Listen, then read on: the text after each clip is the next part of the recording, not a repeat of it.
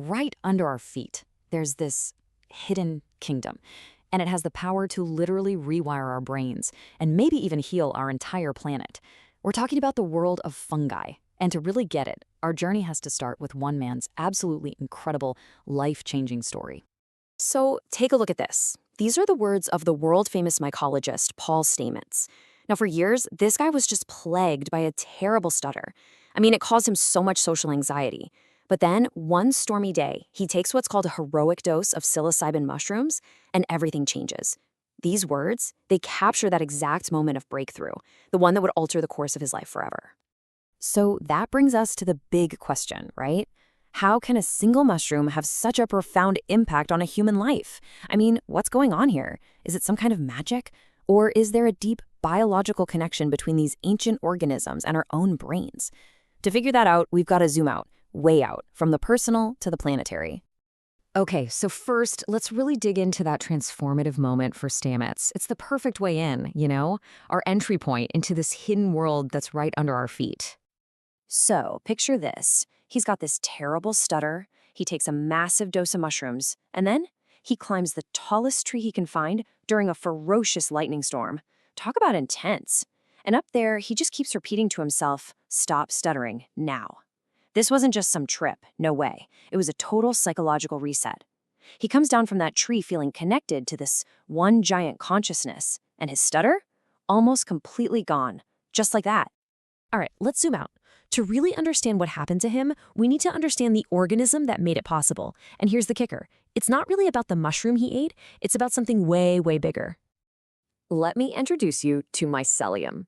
Okay, so think of these incredibly fine, single-cell-wide strings that are just weaving their way through the soil, through wood, through pretty much everything.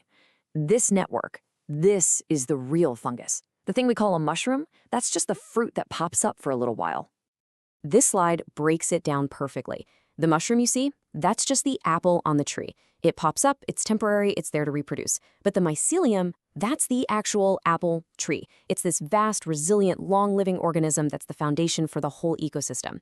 And get this, under a single one of your footsteps in a forest, there could be hundreds of miles of this stuff. It's wild. So, if this massive network is everywhere, what is it actually doing down there? Well, it turns out it's pretty much running the entire show. It's like Earth's natural internet. Yeah, you can think of it as Earth's externalized brain and stomach, all rolled into one. It digests everything out in the soil and then shuttles all those nutrients around. But it's not just a digestive system. It's also sending information, creating this incredibly complex, responsive web of life. This is what scientists are now calling the Wood Wide Web. It's incredible. Through this network, plants and trees can communicate. They can share resources. They can even send out warnings about insects or disease. It basically creates these cooperative guilds that support the whole ecosystem. It's the foundation for biodiversity. And what's really mind-blowing is that this branching pattern, it's a universal structure. You see the same design in the neurons in your brain and even in the cosmic strings of dark matter across the universe. It's everywhere. Okay, so let's make the connection. How do we get from this network in the dirt to the neural network inside our heads? How can a substance from this ancient life form cause such a massive shift in our minds? Well, first off, you should know this isn't some fringe idea anymore. Not at all. There are over 250, let that sink in, 250 FDA-registered clinical trials right now looking into psilocybin. And they're studying it for everything: depression, PTSD, addiction, even Alzheimer's. The mainstream scientific community is taking this very seriously.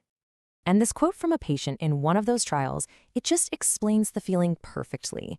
They said, it's like being on a ski slope. Before, their mind was full of these deep, worn-out ruts. After psilocybin, it was like someone groomed the slopes overnight. There was fresh snow.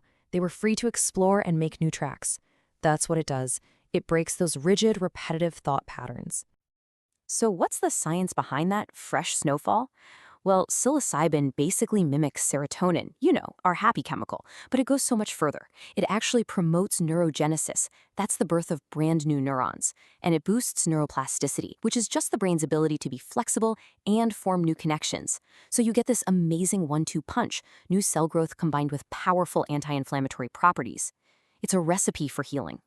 Now, using this stuff therapeutically isn't always as dramatic as Paul Stamets' climb up a tree. There's a whole spectrum. You've got the microdose, which is so small you don't really feel it. It's for focus and creativity. Then there's the museum dose, a medium amount for, heightened senses and creative exploration. And then you have the heroic dose. That's the big one, done with a guide, aimed at those profound, life-changing breakthroughs.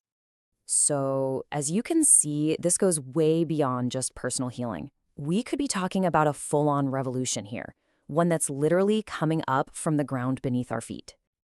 And the potential applications are just staggering.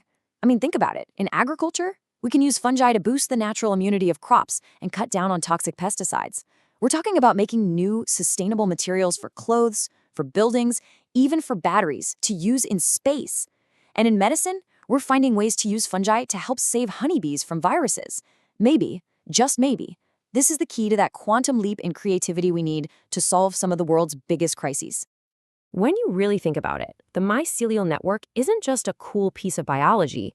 It's a model for us.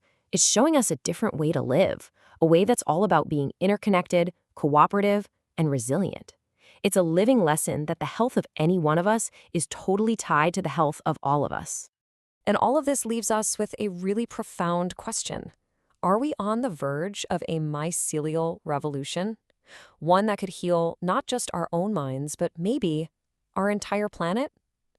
By tapping into the wisdom of this ancient, intelligent network, could we finally find the solutions we've been so desperately looking for?